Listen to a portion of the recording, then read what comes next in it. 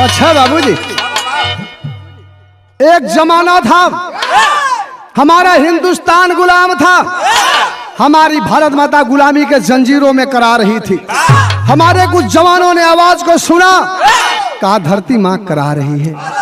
जवान बर्दाश्त नहीं कर पाए, चले हैं कुछ क्रांतिकारी एक वीर की बिरहा की शुरुआत लाल कैसे भूमिका बात 4 लाइन बाद।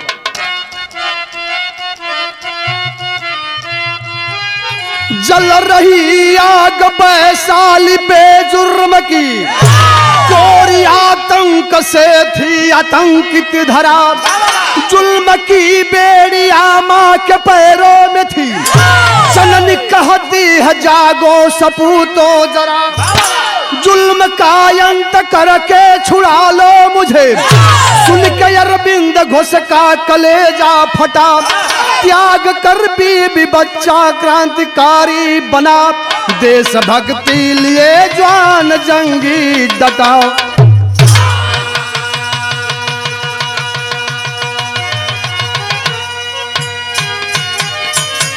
ए भैया, अंग्रेजों का अत्याचार तो चल ही रहा था, लेकिन हमारे जवानों ने 12 क्रांतिकारी हमारे हिंदुस्तान के आवाज दिए। एक लाइन गजल कैसे लाल।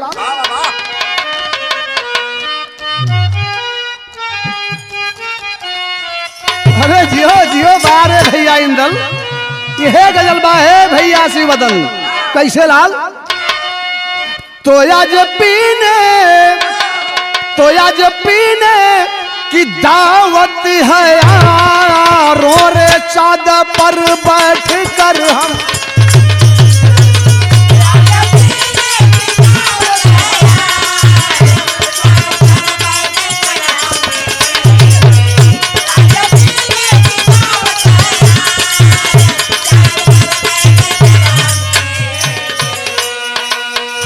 आज पीने की दावत है यारों, आज पीने की दावत है यारों, चाँद पर बैठ कर हम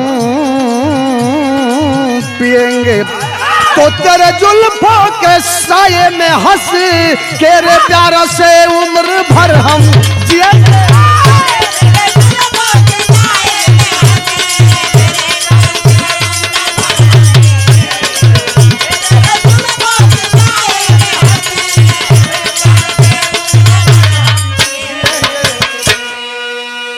लेकिन हमारे देश के जवानों ने आवाज दिया, अरे अंग्रेज सुन ले, हम हिंदुस्तान के रहने वाले हैं, हमारा कदम पीछे नहीं जाएगा। क्या आवाज दिया बाबू, आइए।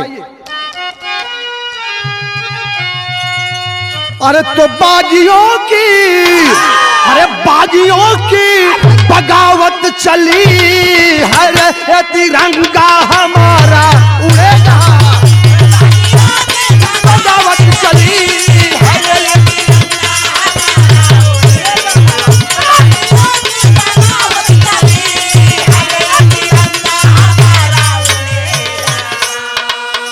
बागियों की बगावत चली है, ये तिरंगा हमारा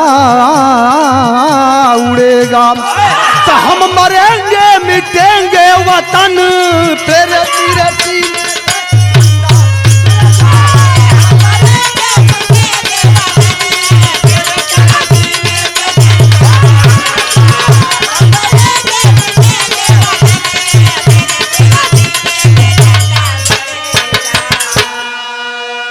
बिरहा का शुरुआत हो गई कैसे लाल।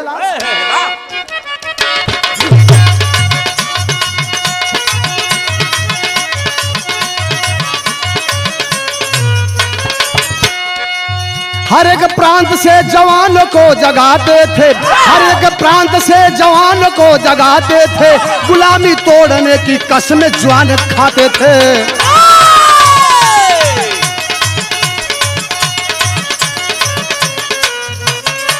बंगाल प्रांत के अरविंद घोष त्यागी थे, बंगाल प्रांत के अरविंद घोष त्यागी थे, बगावत करके दुश्मनों से बने बागी थे।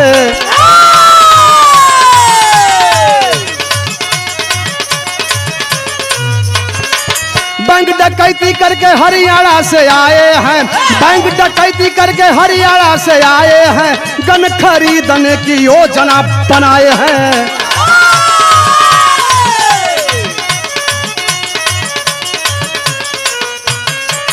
इनाम के लालच में रमेश ने गद्दारी की, इनाम के लालच में रमेश ने गद्दारी की, मिलकर अंग्रेजों से तब घोष की गिरफ्तारी की।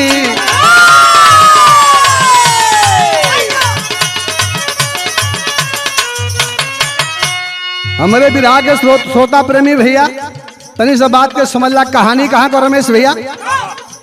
हमारा हिंदुस्तान गुलाम है शिवदन बाबू, धरती मां करा रही है। बंगाल प्रांत के रहने वाले अरविंद घोष, मां की आवाज कानों में पहुंची कि हमारी भारत मां रो रही है, हम जी करके क्या करेंगे। तैयारी करने लगे, ये क्रांतिकारी टोली बनाते हैं, टोली बन करके तैयार हो गई और उसकी अगुवाई अरविंद घोष कर रहे थे। इंदल भैया अरविंद घोष कर रहे थे। जब हमारे कुछ जवान इकट्ठा हो गए, सोचने लगे पैसा नहीं है, कैसे दुश्मन से लड़ेंगे, कैसे अंग्रेज से लड़ेंगे। चल देना लोग जाके हरियाणा में बैंक डकैती कर लेना, बैंक डकैती करके वापस लौटे बंगाल में, पैसा इकट्ठा हो गया, हम लोग गन खरीदेंगे, अंग्रेजों से लड़ेंगे, दुश्मन को मारेंगे, हमारा हिंदुस्तान आजाद हो जाएगा। क्रांतिकारी टोलियों की फौज इकट्ठा है, मीटिंग चल रही थी। तब तक बाबू हुआ क्या, अरविंद घोष का एक भाई जिसका नाम था रमेश घोष, वो अंग्रेजों का दलाल था। और जब इस बात को सुना कि अंग्रेजों से लड़ने के लिए हमारे भाई सब मीटिंग कर रहे हैं, जाके अंग्रेजों से मिल गया, कहा कि आप लोग क्या कर रहे हैं, हमारे कुछ गांव के लोग, क्रांतिकारी लोग आपसे लड़ने के लिए तैयारी कर रहे हैं। अंग्रेजवा कहला तो बेटिया करा, जल्दी करें। ए भैया चले हैं रमेश घोष को लेकर के, अंग्रेज सब मीटिंग चल रही थी हमारे जवानों की। तब तक देखते हैं अरविंद घोष इशारा कर दिए, सभी जवान तो भाग जाते हैं, अरविंद घोष मौके पर पकड़ लिए जाते हैं। पकड़ा गए लेके अंग्रेजवा चल दिलन, साला तू हमसे लड़ेगा रे। अरविंद घोष कहला कौन बता दिया, कौन बता दिया, कहला तेरा भाई रमेश। कहला सर मेरे भाई को जरा बुलवाइए, कुछ बात है, मुझे जाना है, मैं जाऊंगा, बुलवा दीजिए। जब रमेश घोष आया है बाबू, वो समय कहला भैया कैसे चाहते हुआ, जानकारी है। और क्या रमेश तूने क्या कर दिया यार, इतना बतिया सुन लन बाबू। वो समय कैलन का गीत कलाइन है,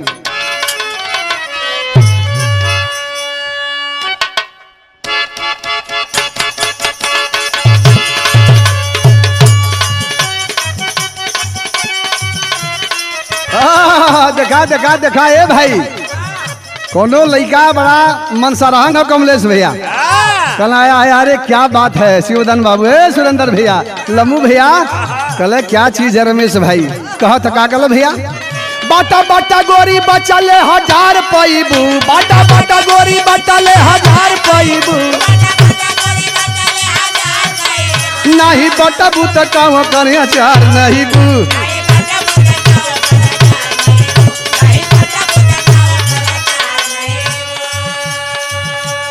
अरविंद घोष बुलवाते हैं अपने भाई रमेश को, आया है भाई, बगल में अंग्रेज खड़ा है, मुझे तो जेल जाना है ना। लेकिन बाबू होश में थोड़ा बतियावत होन, बतियावत देखते काम कैलन कौन चीज, ध्यान दीजिएगा। जेल जाते वक्त रमेश को बुलाया बीरवा, जेल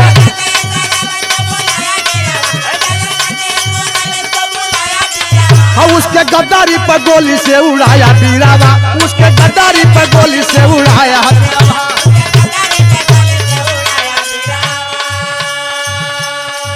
बगल में रमेश उसका भाई पड़ा हुआ है, बगलिया में अंग्रेज हो। तब तक निकाल करके उसके रिवाल्वर को, बगल में भाई रमेश घोष है, सारी गोलियां उतार दिया सीने में। नहीं, हिंदुस्तान पर रहने वाला गद्दार को जीने का हक नहीं है, तो मेरा भाई है रे, लेकिन तुझे जीना नहीं है। निकाल करके गोली मारता है, जेलर देख रहा है, साला अपने भाई को गोली मार दिया। तब तक बाबू कैलस का, जेलर शंकर घोष खूब कोड़ा बरसाया,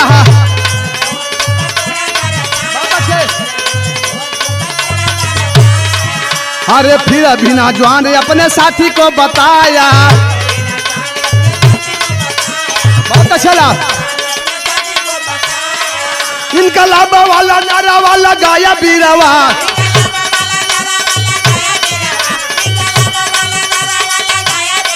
और उसके गद्दारी पर गोली से उड़ाया बीरावा, उसके गद्दारी पर गोली से उड़ाया।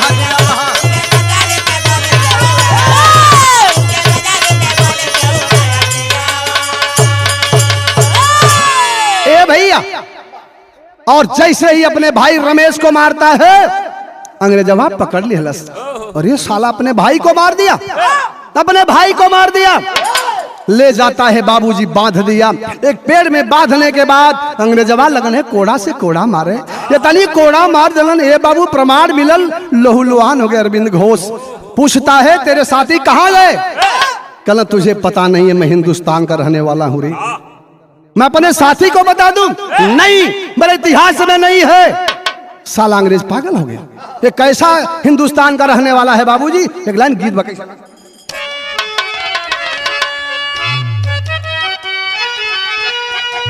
अरे जियो भैया जियो, उहे गीत का लाइन बा।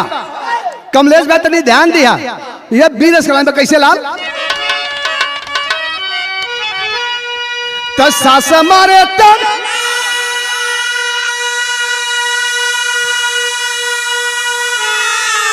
अरे नदिया मार तनवा रे तनवा हई हो मारना, अरे तनवा हई हो मारना। अरे हमारे अया गवा के बिटिनी रे तनवा हई हो मारना। बहुत अच्छे।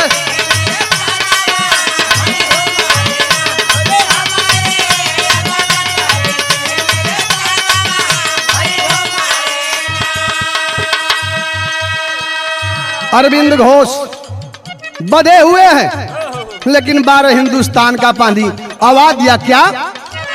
अरविंद जवानवा,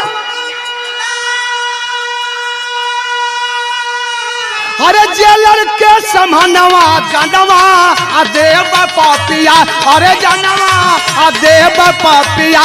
अरे लेकिन देव बनावा।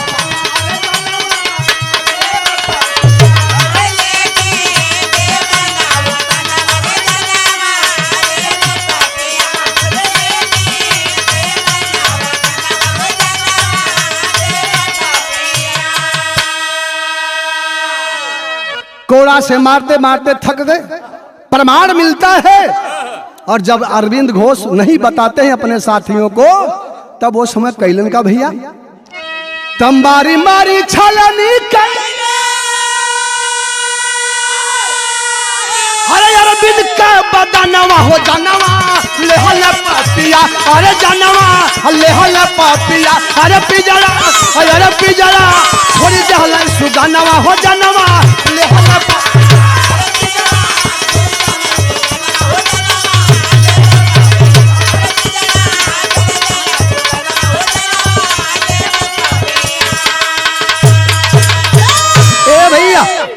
प्रमाण मिलता है जब अरविंद घोष अपने साथियों को नहीं बताते हैं, उस समय कैलन का बाबू गौर करेंगे क्या हुआ। इतनी गोलियां अंग्रेज मार दिए, शरीर को छलनी कर दिए। अरविंद घोष दुनिया से अलविदा हो गए। धर्म पत्नी के खबर लगल हमार क्रांतिकारी सैया दुनिया से अलविदा हो गई। ए बाबू वो समय रोवती कैसे आवा? तब पति का मरनवा सुन,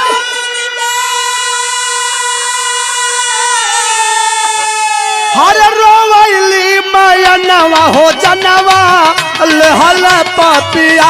अरे जनवा अलहल पापिया। अरे मुकुल, अरे मुकुल बोला है ललनवा हो जनवा अलहल पापिया। मुकुल बोला है ललनवा हो जनवा।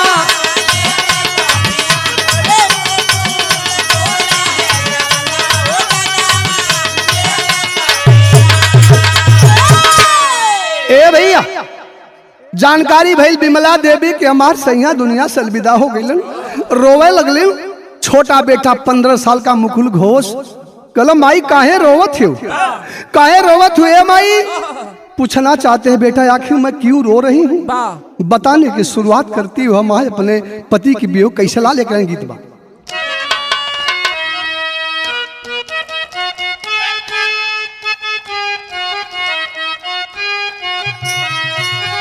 देखा भैया हमन का लड़के यहाँ रहे रमेश भाई, जब रामदेव गुरु बुल्लू गुरु को बिरहा होए, ए शिवदन बाबू, सुरेंद्र भैया, ए लम्बू भैया, तो वो समय गावे बुल्लू गुरु कैसे गावे? तउखिया में खेलालू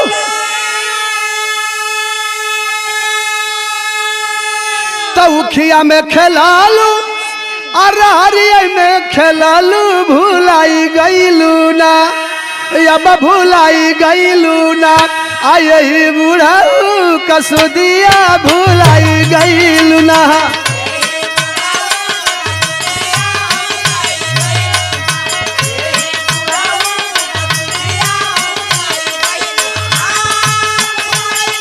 अरे जिया लाल भुलाई गईलू ना यही बुढ़ाऊ कसुदिया भुलाई गईलू ना।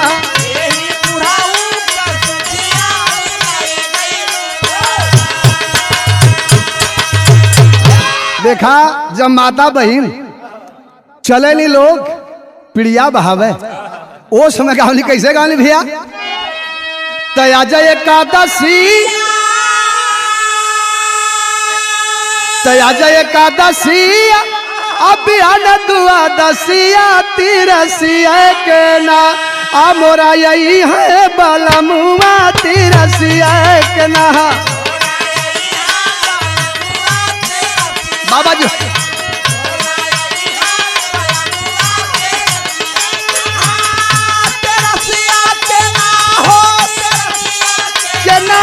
तिरसिया के ना मोरा यही है बलमुआ तिरसिया के ना।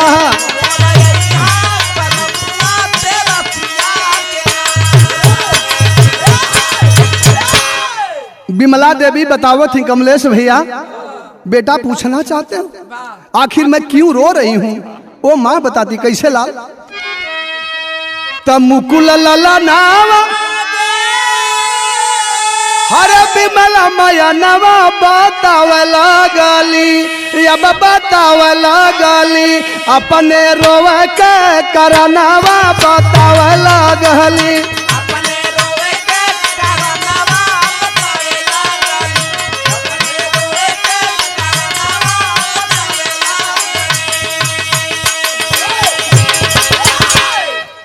बतावत ही विमला देवी बेटा पूछ रहे हो ना क्या बता रही है? तेरे पति मेरे पति क्रांतिकारी रहे। हुआ क्या भैया? तो हमारे सजनावा तो हमारे सजनावा के जेलर बेईमानवा बतावला गली आ बेटा ले लिहल सजनावा बतावला गली बेटा ले लिहल सजना।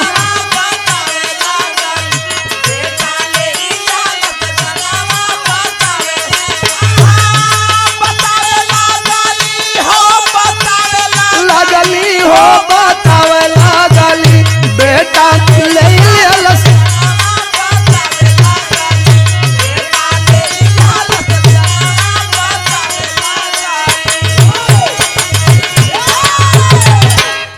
बता रही बेटा पूछना चाहता है आखिर मैं क्यों रो रही हूं? तेरे पिता क्रांतिकारी थे, अंग्रेज सब बुला करके मार दिए और मैं किसके सहारे जीऊं बेटा? इसलिए मेरे पति दुनिया से अलविदा हो इसलिए रो रही हूं।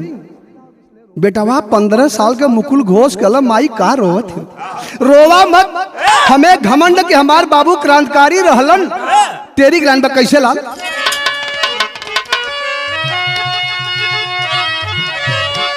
अरे कुर्बानी पर ना रोवाऊं जननी, अरे कुर्बानी पर ना रोवाऊं जननी, शहादत अमर रहेगी हमारे हिंदुस्तानी हिंदुस्तानी हिंदुस्तानी। कुर्बानी पर ना रोवा जननी, शहादत अमर रहेगी हमें हिंदुस्तानी, कुर्बानी पर ना रोवा जननी। बेटवा मुकुल घोष कलम माई का रोवत हो, का रोवत हो? ये माई हमार बाबू क्रांतिकारी रलन, रोवे की जरूरत नहीं हो। अरे बाप रे बाप, बेटवा की बात सुनलस माई। कल बेटा मुकुल का कहत हुआ, लेकिन बेटवा एक बात कल कौन सी भैया बतावत हो? फक्र तुझे होना चाहिए, अरे फक्र तुझे होना चाहिए जननी पद के कुर्बानी पर, जो वतन के लिए बलिदान हुआ गर्व ऐसे हिंदुस्तानी पे। इतना बतिया सुनलस विमल का विमला देवी बेटवा का कल बेटा मुझे इसकी चिंता नहीं है। विमला कहती बेटा मुझको, अरे विमला कहती बेटा मुझको पति का मरने का गम नहीं, अरे आजाद देश ना हो पाया बदले की चिंता कम नहीं। कल बेटा इसलिए मैं नहीं रो रही हूँ रे, रो तो इसलिए रही हूँ कि तेरे बाबूजी चले गए, हमारा देश आजाद कैसे होगा। आंखों में आंसू है, मैं इसलिए रो रही हूँ। इतना बतिया सुन के विमल बाबू आज विमला की बात के सुन के मुकुल घोष कहलस कौन चीज का कल बाबू ध्यान दीजिएगा। कहल का भैया जेलर से बदला मैं लूंगा, अरे जेलर से बदला मैं लूंगा, माँ कसम वतन का खाता हूँ, अरे विजयी तिलक लगा दे माँ बदला लेने मैं जाता हूँ। कला की माई चिंता मत कर, रोवत का हो कमलेश भैया, का रोवत हो माई, तुहार बेटा जियत हो, हमके तू विजय के तिलक लगावा अंग्रेज के मार के लौटब। इतना बतिया सुनलस रोवे लगल विमला देवी, पति तो चले गए, बेटा तू मेरा बेटा है रे, तेरे सहारे मेरी जिंदगी कट जाएगी ना, तू कहाँ जा रहा है। लड़का जिद कर दिया, तनी से माई से पूछा बाबू जेकर पति दुनिया से अलविदा हो गई, एक 15 साल का बेटा है, कैसे माँ विदा करेगी। आइए गीत की लाइन है।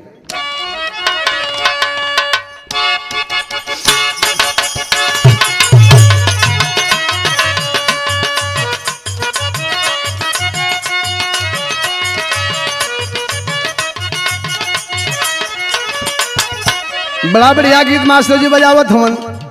तरुण जुन खोला न हो केवड़िया, तरुण जुन खोला न हो केवड़िया, हम विदेशवा हो जइबे ना, खोला न हो केवड़िया।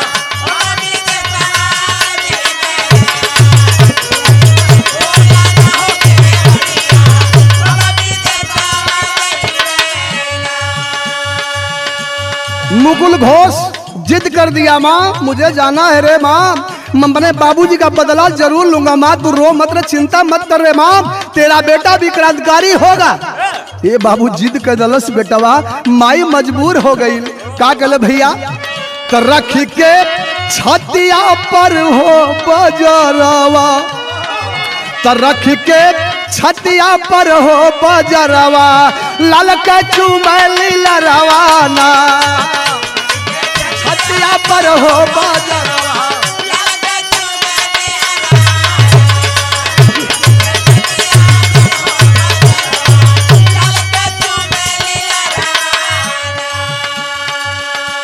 बेटा जाओ, माँ भी अपने कलेजे पत्थर रखती है, बेटा जाना लाल के लिए काम करना। कौन चीज तय अगर बदला नहीं चुकई बाबा, जियत माई के नहीं तू पैबा,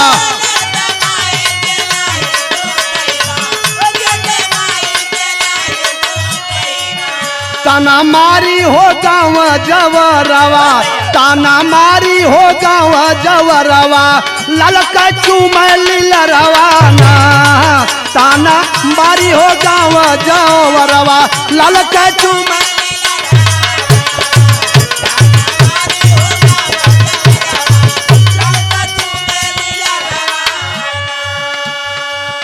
ए भैया माई विदा कर दलस और कैलन का माई से पैसा लेलन, माई से पैसा लेलन, जाके कपड़ा बनौलन, जोगी का रूप बनौलन, और जोगी का रूप बना के माई से कहलन माई एक ललटेम हमके दे दा। का होई बेटा तेरा बेटा कुछ करेगा रे माँ। माई से ललटेम मंगा लेलन, सरंगी मंगा लेलन, और एक ठे काम और कैलन, जोन बाबू का पिस्तौल रखल हल ओके वे झोलिया में छुपाए रहलन। चले लगलन, आ जब चले लगल तब का भैल त चुम के माई कह हो चरनिया, गावत चली देहालई हो भजनिया। अरे जिया रे लाल पहुँचा जेलर के हो दुआरमा, पहुँचा जेलर के हो दुआरमा, लाल के चुमैली लरवाना, पहुँचा जेलर के हो दुआरमा।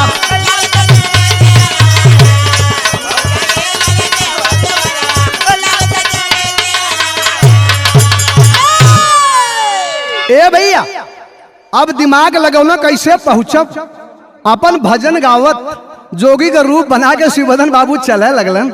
ए सुरेंद्र भैया, लम्बू भैया, और जब चला लगलन रमेश भैया तो भजन गावत हूँ। इंदल भैया कैसे भजन गावत हूँ?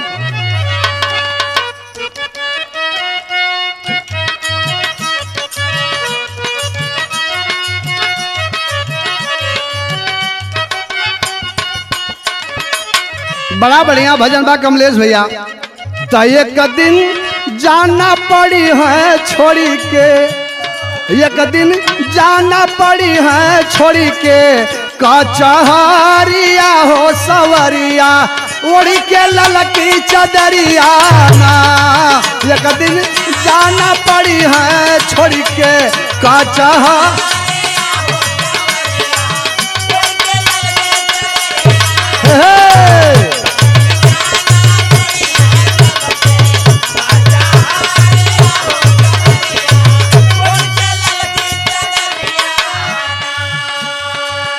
भजन गावत हूँ, भजन गावत गावत चलत हूँ, पता भी लगात हूँ कि वो जेलर का घर कहाँ है, शंकर घोष का घर कौन है। पता लगाते लगाते धीरे धीरे धीरे गांव में पहुँचल हन बाबू।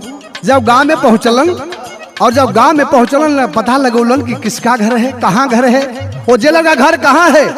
तो अंग्रेजवा एक काम करें कमलेश भैया, कौन काम करें? जैसे हम हिंदुस्तान के रहने वाले, आपको दरोगा बना दिए, आपको सिपाही बना दिए, आपको ड्यूटियां थमा दिया करते थे अंग्रेज सब। हम ड्यूटी करते थे, ये हिंदुस्तान के लोग करते थे। गौर करिएगा बाबू रमेश भैया। और भजन गावत जब चलल हुवन पता लग गई यही अंग्रेज का घर यही है, जेलर का घर यही है, यह जेलरवा का घर है। और जब वहां चलन तो भजन के बदलन कैसे ला, तो का भजन बदल भैया? ये बदलन तल की महालिया में लाला की चुनारी आयर, लाला की चुनारिया हो आऊ है रे चुनरिया जनवा मार लोरा के रमा हो।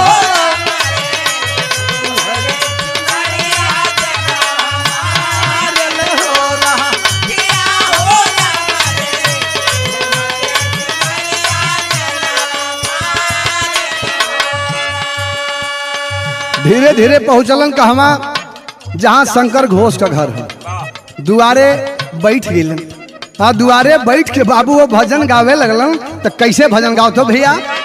तरुमता झुमाता जोगिया पाहू चादुआरा वायर, पाहू चादुआरा हो सुन के निसुदा गैलिन राय न होरा किरम हो।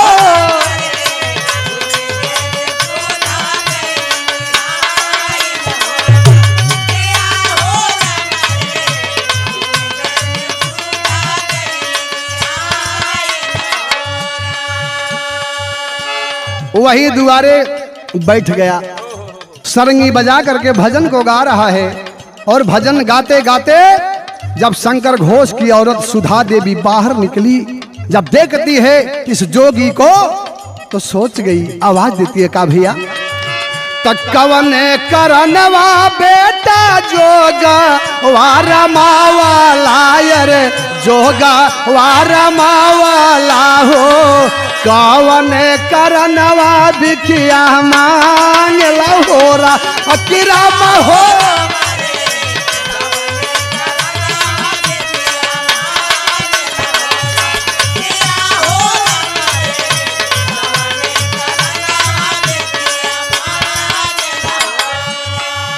आती है सुधा देवी, देखती है जोगी तो बड़ा कम उम्र का है। अरे बेटा आखिर क्यों तुम जोग रमा लिए बेटा? कल क्या करें, दुनिया में मेरा कोई नहीं, मैं जोग रमा लिया, माई बाबू के ख्याल नहीं आयल कि तोरे ऐसन बेटा के जोगी बना दे। और इतनी नहीं, इतनी बात जब सुनती है सुधा देवी, कही जोगी बाबा आप भीख मत मांगिए, जोगी बन करके मेरे घर रह लीजिए, अब कहीं आपको जाना नहीं है। ये तना बतिया सुनलन तो हम बताइला, जैसा रोगिया भावा वैसा वैद बतावे, जवन चाहत वह मिल गया। अब दिमाग लगावत हवन कि उसकी धर्म पत्नी है और यहीं रह लूंगा, जब रह लूंगा तो काम धीरे धीरे मेरा बन जाएगा, कभी तो आएगा, कभी तो जेलर आएगा। बाबू समय बीते लगल, जब समय बीते लगल तक कुछ समय बीतल तो कभी पापड़ लगा देना।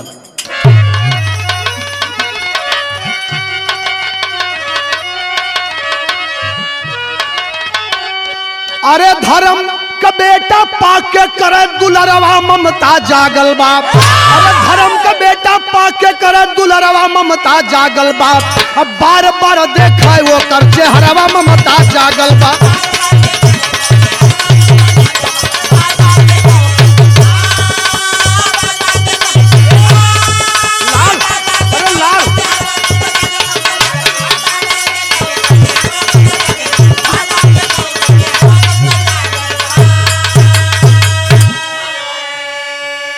ए भैया हुआ क्या, जोगी को अपने घर रह लेती है, जब जोगी घर रह लिया तो समय बीतने लगा, समय से भोजन, समय से नहवाना खिलाना, चूंकि वह जोगी था मुकुल घोष।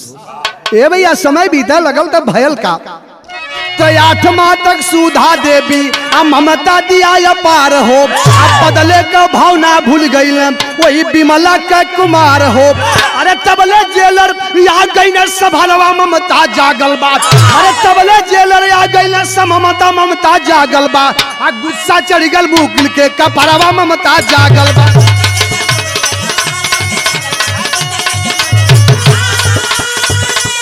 लाल अरे जियो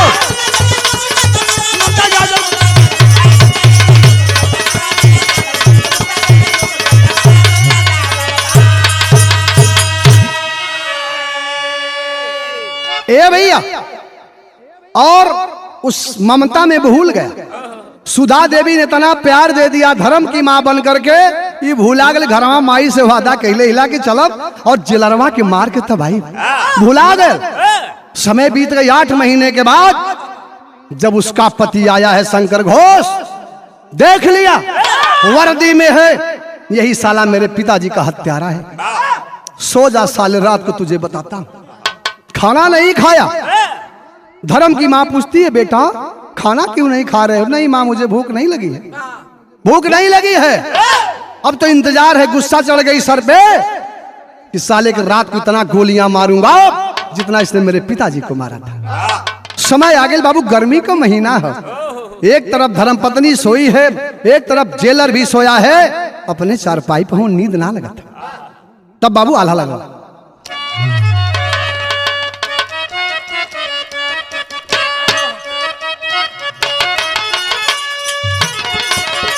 अरे सोया जब जेलर जाके, अरे सोया जब जेलर जाके अपने पलंग आए भैया जाके अपने पलंग आए भैया,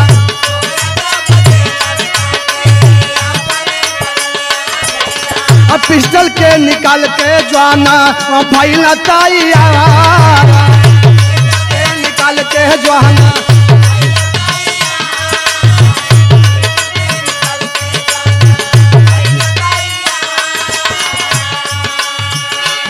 बगल में जेलर सो गया, धर्म पत्नी बगल में सो रही है, नींद ना लगत है। ये मारे नींद ना लगल कि बाबू जी की मतलब हमार माई विधवा हो गई। वही झोलिया से बाबू का पिस्तौलवा निकाल आज जैसे पिस्तौल निकलन इतना गोली मारो और लेकर के पिस्तौल को खड़े हो गए, तब तक हुआ क्या गौर करेंगे। धर्म के मतरिया के याद तबले लिए भैया, धर्म के मतरिया के याद तबले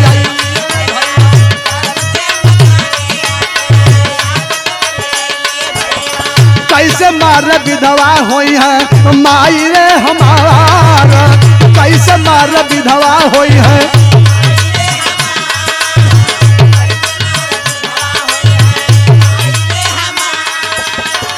ए भैया पिस्तौलवा के लेके सोचत हूँ साले के अब्बे मारा, ऐसे पिस्तौल हाथ में हो, बगल में धर्म की मां सुधा देवी सो रही थी।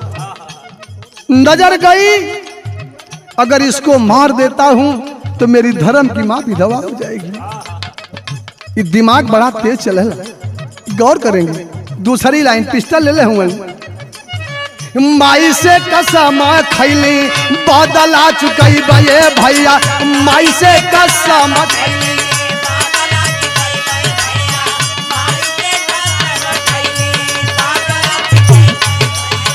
कवन मुहवा लेके जइबे घरवा हो दुआर, कवन मुहवा लेके जइबे घरवा हो दुआर।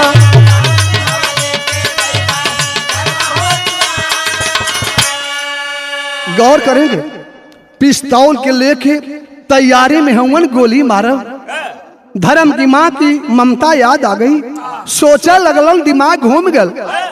माई से कसम खैली, माई रे बिना मरले लौटब ना महतारी, तू चिंता मत करा। माई से वादा कह के चल लीला कि माई बिना मरले आईब ना। वो माई के कौन मुंह दिखाई, पिस्तल के लेके बाबू ऐसा सोचत हुवन, झरझर आंख से यहाँ चलत हो, का करी। ए भैया गौर करेंगे, असमंजस में लाल नाच लौलता बगोलिया, ये भैया असमंजस में लाल नाच।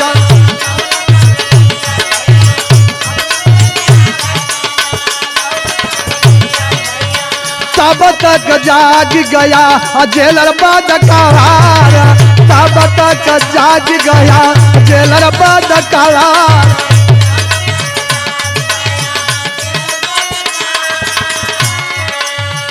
गौर करेंगे, गजब हो गया। पिस्तौलवा के लेके सोचत हूँ, तब तक समय बीता लगा। वही बगलिया में अंग्रेज के निदिया खुल गई इंदल भैया। जब निदिया खुलल, देखता है जोगी पिस्तल को लेकर के तैयार है। आखिर क्यों पिस्तल को लिया है?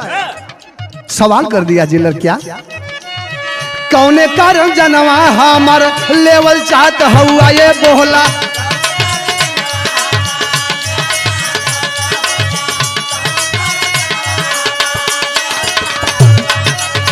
कहे मुकल बाबूजी के बाटा हत्यार, बाबूजी के बाटा हत्यार।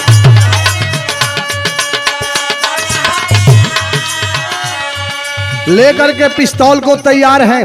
आखिर क्यों मारना चाहते हो? अरे अंग्रेज पूछना चाहता है, मेरे पिताजी को तूने मार दिया रे। तो अंग्रेजों का गुलाम है ना। मेरे बाबूजी क्रांतिकारी थे, वतन के लिए लड़ रहे थे, और तूने मार दिया मेरे बाबूजी को। और मैं तुझे इतनी गोलियां मारता रे, लेकिन तेरी धर्म पत्नी जो सोई है बगल में ना, उसकी ममता आज नहीं मारने दी। अरे बाप रे बाप, सोचा लगा। तब तक देखा बात होने लगी, और गुस्सा में लाल है, आंखों में आंसू भी है। माइक बतिया याद आओ तो गुस्सा आ जाए। धर्म के माइक तरफ जब दिमाग जाए, वही जब न्यूट्रल हो जाए बाबू, तब तक धीरे धीरे बीबी जग गई, उसकी जग गई सुधा देवी। आखिर क्यों, क्या है? गौर करेंगे बाबू, बताओ था। तोहरे बीबी के ममता मारा नहीं देहल ये भाई,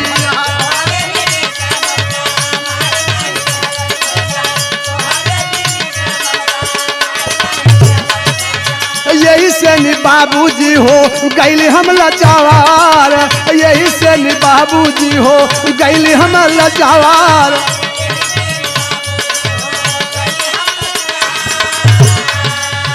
गौर करेंगे, इतनी बात बताता है।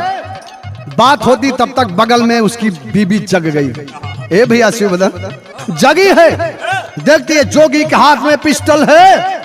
ये तो जोगी है। अरे बेटा, तू मेरा धर्म का बेटा है न रे, क्या बात है बेटा, मुझे बता दे। पूछना चाहती है माना, ये तेरा पति है रे, जिसने मेरे पिताजी को इतनी गोलियां मार दिया। मेरे पिता दुनिया से अलविदा हो गए। मैं जोगी बना इसलिए कि मैं अपने पिता के हत्यारे को जरूर मारूंगा, लेकिन तेरी ममता मुझे मारने नहीं थी। हाय हाय हाय बाबू, गौर करेंगे। और इतना बतिया सुन के सुधा देवी गोद में उठा लेती है, और मुकुल घोष रोने लगे। हमारे गीत के आखिरी लाइन में बढ़ावा।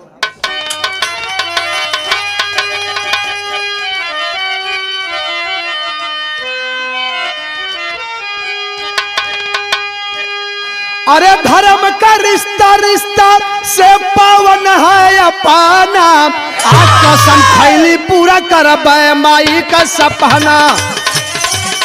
जा लाल जाओ।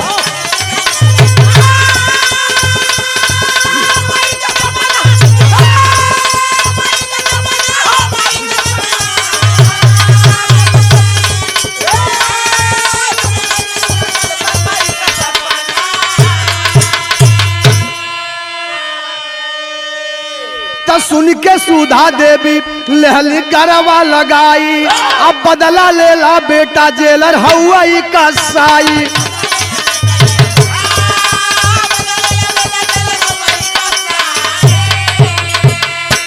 अरे तोहरो माई लगी है मोर धर्म कई बहाना, आ कसम खैली पूरा करब माई का सपना। लाल जो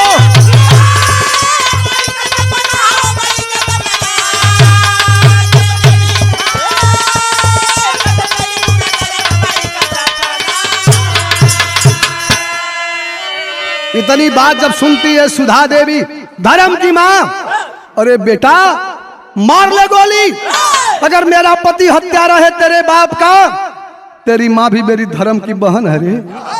सोचने लगा, रोने लगा, माँ कैसे मारूं, आपने जो मुझे प्यार दिया मेरी माँ भी नहीं दे पाई रे माँ।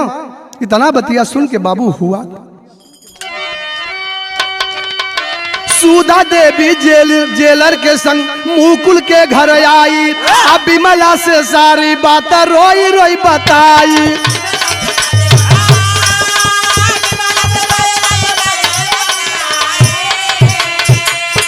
अरे बदला लेला बहिनी कातिल बाटे सजाना, अरे बदला लेला बहिनी कातिल बाटे सजना, आ कसम खैली पूरा करब माई का सपना। यार बहादुर आओ लाल।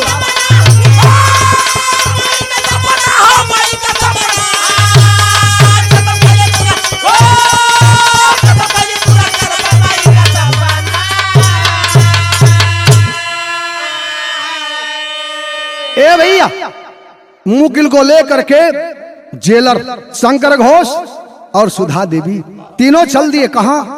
मुकुल के घर। उधर माई इंतजार करत है, 8 महीना हो गया, हमार बेटवा कहाँ है, बदलो ना लेला, कुछ कैलस ना, कहाँ चल गया।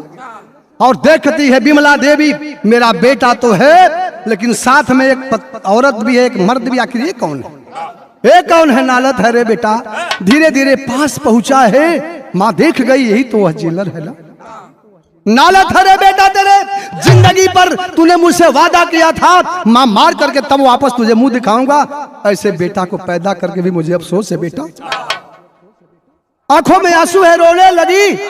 जाती है सुधा देवी, पकड़ती है, बहन मेरा पति आपके पति का हत्यारा है ना, मार ले बहन गोली, तू भी मेरी धर्म की बहन है रे। देखा भैया हम बताइला, मर्दे के करेजा में और मेरारू करेजा में बड़ा अंतर होला कमलेश भैया, बड़ा अंतर होला। सोचने लगी विमला देवी मेरा पति तो चला गया, मैं तो अभागन हो गई, अगर इसके पति को मार दिया जाता तो ये भी बहन मेरी अभागन हो जाएगी। बड़ी अनमोल बात है बाबू, गौर करेंगे। हुआ क्या? तब विमला बोली सुधा कैसे मिटाई सुहागवा, अब मुकुल बेटा रही है दोनों घर कच्ची रह गावा।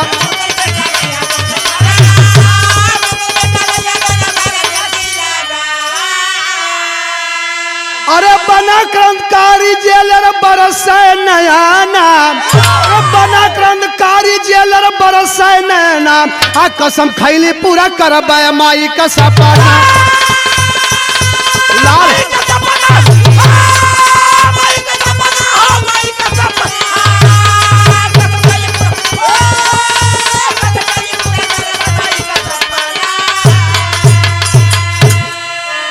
ए भैया विमला देवी कही नहीं रे बहन, मैं तो अभागन हो गया रे, मेरा सुहाग तो उजड़ गया, लेकिन तेरा सुहाग कैसे उजाड़ू?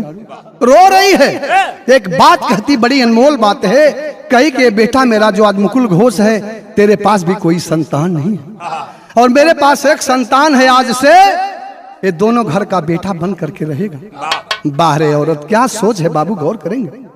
ए आज हमारा बेटा तेरा भी बेटा होगा धर्म का, मेरा बेटा तो है ये है। और इतनी बतिया सुधा देवी और विमला का वह जेलर सुन रहा था, कहा साला मैं बड़ा गलत कर दिया, हिंदुस्तान में रह करके अपने हिंदुस्तानी भाई को मार दिया, अंग्रेजों के चक्कर में आकर के मुझे नालत है, वहीं से कसम खाया नहीं अब अंग्रेजों की गुलामी नहीं करूंगा। और वही क्रांतिकारी बना और हमारे देश में आजादी दिलवाया। हमारे विरह का आखिरी लाइन तो गुरु बिहारी गुरु गणेश गुरु रामलाल गुणकारी स्वर्ग चंदिका कबीर बसावन की बलिहारी हो।